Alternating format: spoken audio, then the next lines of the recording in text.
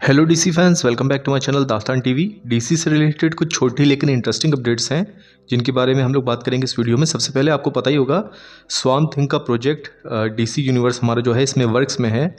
अब आपको पता होगा जेम्स मैनगोल्ड जो एक फेमस फिल्म मेकर हैं वो इस प्रोजेक्ट के साथ जुड़े हुए थे, लेकिन कल ये न्यूज़ निकल के आई थी कि जेम्स मैनगोल्ड जो हैं उन्होंने एक कॉन्ट्रैक्ट साइन कर लिया है पैरामाउंट के साथ, यानी पैरामाउंट के साथ वो कुछ साल के लिए वर्क करेंगे। तो ये सवाल उठ रहा था, क्या जेम्स मैनगोल्ड ने एग्जिट कर दिया है स्वाम्प थिंग के प्रोजेक्ट से?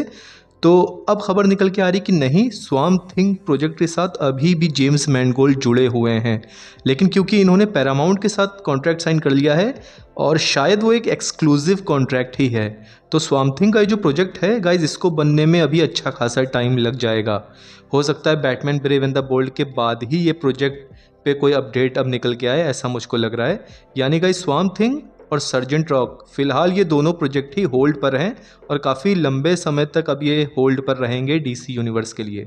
दूसरी अपडेट की बात करें, कॉलिन फेरल आपको पता ही होगा जो पेंगुइन का रोल प्ले करते हैं रॉबर्ट पैटिंसन के यूनिवर्स में, इन्होंने द बैटमैन 2 की स्क्रिप्ट पे एक अपडेट दिया है। इन्होंने ये कहा कि इन्होंने अपनी स्क्रिप्ट पूरी पढ़ ली है बैटमैन 2 की, लेकिन जो पेंगुइन का जो स्क्रीन टाइम होने वाला है इस पार्ट में, सीक्वल में, वो फर्स्ट पार्ट के कंपैरिजन में कम रहेगा। हम जानते हैं द बैटमैन का जो फर्स्ट पार्ट था उसमें अराउंड 10 मिनट स्क्रीन टाइम था पेंगुइन के कैरेक्टर का, लेकिन फिर भी उन्होंने अपने परफॉर्मेंस से बहुत ज़्यादा इंप्रेस किया था लोगों को। लेकिन इस पार्ट में कहा जा रहा है कि पेंगुइन का जो स्क्रीन टाइम है वो और ज़्यादा कम हो जाएगा, क्योंकि ये मूवी जो है वो बहुत ज़्यादा फोकस करेगी बैटमैन और ब्रूस वेन की जो डुअलिटी है, वो किस तरीके से हमारा ब्रूस वेन कोप अप कर रहा है अपनी अलग अलग आइडेंटिटी के साथ, उस पर बहुत ज़्यादा फोकस करेगी ये वाला पार्ट हमारा। और सुनने में आ रहा है कि ज़्यादा डार्कर पार्ट होने वाला है द बैटमैन 2, जो एक बहुत बढ़िया गुड न्यूज़ है डीसी फैंस के लिए। और उम्मीद यही है कि इवेंचुअली जो मेन विलन होने वाला है ये बैटमैन की ट्रिलॉजी का हमारे, वो दरअसल कोर्ट ऑफ आउल्स होने वाले हैं, तो देखना इंटरेस्टिंग होगा ये चीज़। तीसरी अपडेट की बात करें तो जेम्स गन ने एक बहुत इंटरेस्टिंग अपडेट दी है कि क्वांटम अनफोल्डिंग चैम्बर जो हमको पीसमेकर की टीवी सीरीज़ में दिखाया गया है, ये हमको फ्यूचर के डीसी प्रोजेक्ट्स में भी नज़र आएगा। हालांकि हम जानते हैं पीसमेकर की टीवी सीरीज़ का जो सीज़न 2 है उसने हमें ये तो बता दिया कि पीसमेकर का जो फादर है उसके हाथ में ये क्वांटम अनफोल्डिंग चैम्बर कैसे लगा एक एलियन के थ्रू, लेकिन इसका इन्वेंशन कहाँ हुआ, इसकी ओरिजिन क्या है, ये अभी फ़िलहाल हमको नहीं पता है।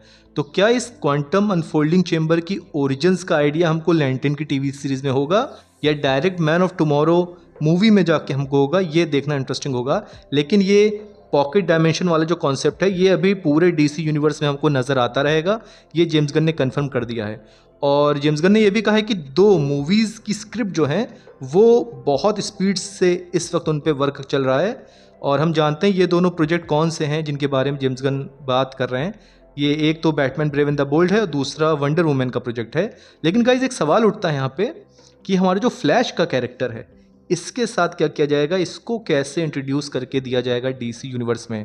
हम ऑलरेडी जानते हैं डीसी एक्सटेंडेड यूनिवर्स में जो फ्लैश की सोलो मूवी आई थी, हालांकि मुझे वो मूवी बहुत पसंद थी, कोई मास्टरपीस नहीं थी लेकिन एक बहुत ज़्यादा एंजॉयबल मूवी थी।